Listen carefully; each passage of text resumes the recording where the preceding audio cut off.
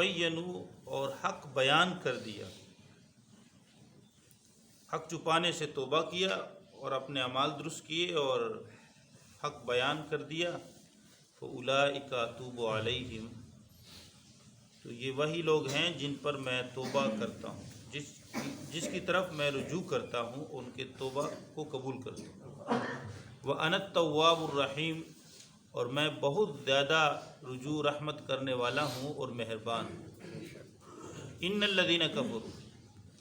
بے شک وہ لوگ جنہوں نے کفر کیا، انکار کیا، وماتوا اور وہ مر گئے، وہم کفار، اس حالت میں کہ وہ کافر تھے، اولئک علیہم لعنۃ اللہ،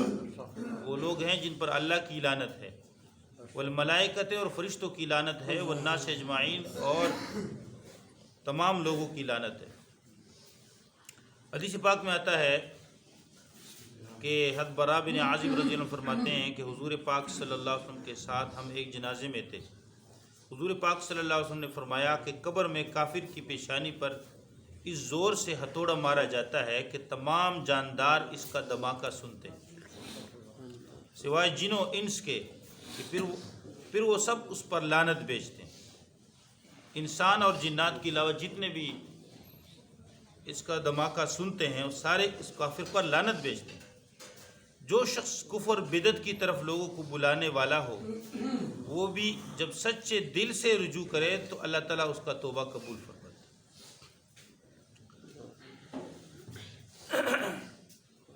تو یہ حدیث پاک میں آتا ہے۔ اب توبے کے متعلق فرماتے ہیں کہ حضرت عائشہ رضی اللہ تعالی عنہ سے روایت ہے کہ رسول اللہ صلی اللہ علیہ وسلم نے فرمایا کہ بندہ جب اپنے گناہ کا اقرار کرتا ہے اور توبہ کرتا ہے تو اللہ تعالیٰ اس کی توبہ کو قبول فرماتے ہیں۔ حضرت انس رضی اللہ عنہ سے روایت ہے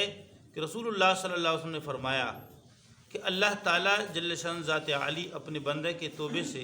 توبہ کرنے سے اس شخص سے بھی زیادہ خوش ہوتے ہیں جس کی سواری ایک سنسان جنگل میں گم ہو جائے اور اسی پر اس کا کانا اور پانی ہو اور وہ اس کے ملنے سے نا امید ہو اور نا امید ہو کر ایک درخت کے سائے میں آ کر لیٹ جائے، اسی فکر اور رنج میں ہو کہ یا تو سواری میرے پاس آ جائے گی یا جو ہے یعنی وہ انتہائی پریشان ہو اور وہ موت کی حالت تک پہنچے انتہائی بھوک اور پیاس کی وجہ سے، اور وہ درخت کے سائے کے نیچے لیٹ جائے، اور جب اس کی آنکھ کھلے تو وہ سواری اور وہ سارا جو سواری کے اوپر اس کا زاد راہ ہے اور کھانا پینا سب کچھ ہے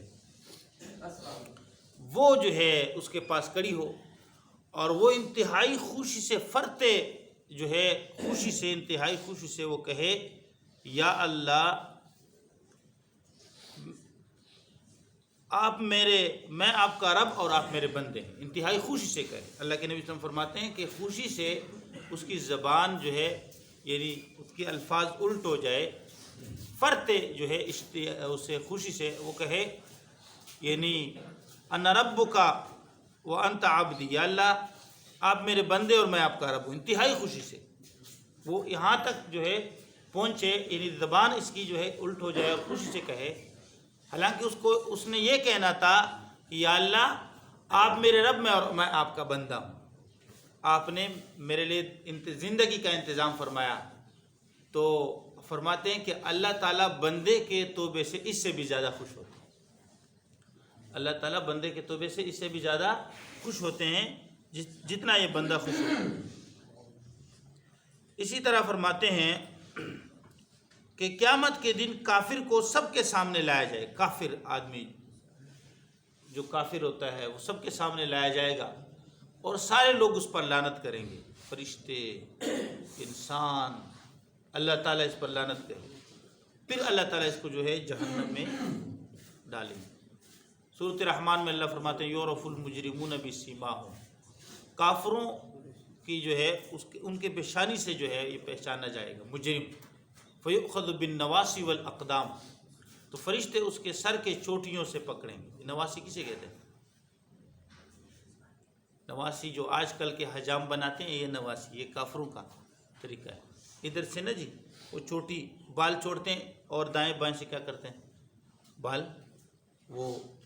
کاٹتے ہیں، جبکہ یہ اللہ کے نبی نے منع فرمایا ہے یا مکمل جو ہے یعنی حلق کرو یا جو ہے بال رکھو، اور اس کا بھی طریقہ ہے۔ یہ چوٹیاں رکھنا یہ صحیح نہیں۔ قیامت کے دن فرشتے چوٹیوں سے پکڑیں گے اور گھسیٹ کے لے جائیں جہنم میں ڈالیں گے، والاقدام اور جو ہے پیروں سے پکڑ کے گھسیٹ کے لے جائیں گے، ذلت کی حالت میں جہنم میں ڈالیں گے۔ یؤخذ بالنواسی والاقدام یعرف المجرمون بسیماہم، ان کے چہروں سے پہچانے جائے کافر مجرم۔ اور ایک روایت میں آتا ہے کہ جو آدمی نماز نہیں پڑھتا اس کے چہرے پہ بھی علامت ہو، وہ لکیریں ہوں گی، اے اللہ کے حق کو ضائع کرنے والے، یہ لکیر ہو۔ جس طرح آپ نے اللہ کا حق ضائع کر دیا، آج آپ اللہ کی رحمت سے مایوس ہو۔ جو آدمی نماز ضائع کرتا ہے، صحیح سلامت ہوتا ہے نماز ضائع کرتا ہے، نماز تو کسی حالت میں بھی معاف نہیں نا۔ اگر آدمی جو ہے کڑے ہو کر نہ پڑھ سکے، یعنی کڑا نہ ہو سکے تو پھر بیٹھ کر پڑھے، اگر بیٹھ کر نہ پڑھ سکے تو پھر لیٹ کر پڑھے، لیکن نماز معاف نہیں ہے۔ جب اس کے دماغ کام نہ کرو یا بے ہوش ہے، جس وقت دماغ کام نہیں کر رہے، پھر جب ہوش میں آ جائے تو وہ نمازیں پڑھے، پھر وہ نمازیں پڑھ لے، نمازیں معاف نہیں۔ غرض یہ کہ اللہ فرماتے ہیں ان الذین کفروا وماتوا وهم کفار، جو لوگ جنہوں نے کفر کیا وماتوا اور وہ مر گئے اس حالت میں کہ وہ کافر تھے، اولئک علیہم لعنت اللہ، ان پر اللہ کی لعنت۔ لعنت کسے کہتے ہیں؟ اللہ کی رحمت سے دوری۔ ہم کسی کے اوپر اللہ کی آپ پر لعنت والعیاذ باللہ کہ مطلب اللہ کی رحمت سے آپ دور ہو جائیں، اللہ کی پٹکار ہو آپ کے اوپر، اللہ یعنی آپ اللہ کی رحمت سے دور ہو جائے۔ اور لعنت کس پر ہوتی ہے؟ جو حق چھپاتا ہے، حق بات چھپاتا ہے، اس پر اللہ کی لعنت ہوتی ہے۔ فرشتے اولئک یلعنہم اللہ ویلعنہم اللاعنون، ابھی پہلے جو ہم نے پڑھا، اللہ اس پر لعنت کرتے ہیں اور لعنت کرنے والے فرشتے اس پر لعنت، جو حق چھپاتے ہیں۔ اللہ تعالیٰ ہم سب کے گناہوں کو معاف کرے اور اس جرم عظیم سے ہماری حفاظت فرمائے۔ میرے بھائی، جب اغراض سامنے آتے ہیں نا، دنیا کے اغراض، تو انسان جو ہے حق بات بھی چھپاتا ہے، اللہ اس کے رسول کی بات بھی چھپاتا ہے، جب وہ اللہ سے اس کے دل میں خوف نہیں ہوتا۔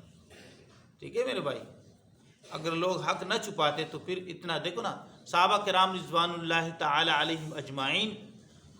اگرچہ بعض مسائل میں اور اعمال میں ان کا آپس میں اختلاف ہوتا، لیکن ان کے دلوں میں جوڑتا اور وہ حق نہیں چھپاتے تھے۔ اس کے متعلق حدیث پاک میں آتا ہے، صحیح بخاری میں ابو ہریرہ رضی اللہ عنہ سے منقول ہے، فرمایا کہ اگر قرآن پاک کی یہ آیت نہ ہوتی تو میں تم سے کوئی حدیث بیان نہ کرتا۔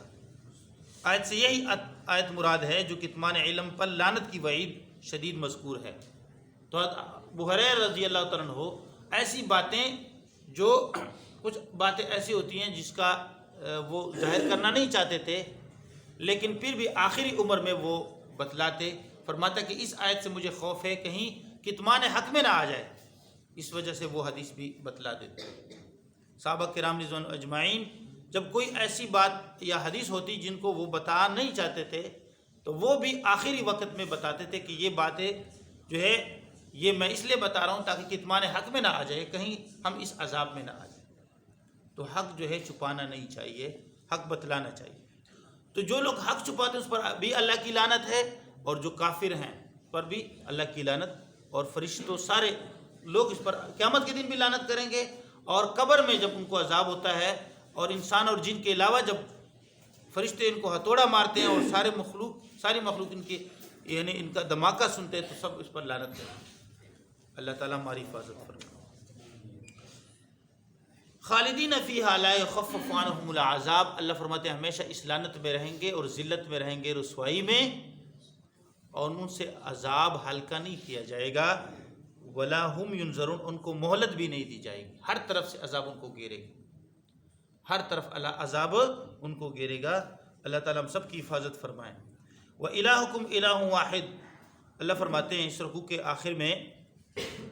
اور تمہارا جو الہ ہے معبود، الہ واحد، وہ ایک معبود ہے، لا الہ الا هو الرحمن الرحیم، نہیں ہے معبود سوائے اس کے، اور وہی رحمان، وسیع رحمت والا ہے، اور رحیم اور خاص رحمت۔ یہ آخر میں یہ آیت اللہ نے کیوں ذکر فرمایا؟ لوگ جو حق چھپاتے ہیں وہ اس میں چھپاتے ہیں، توحید چھپاتے ہیں،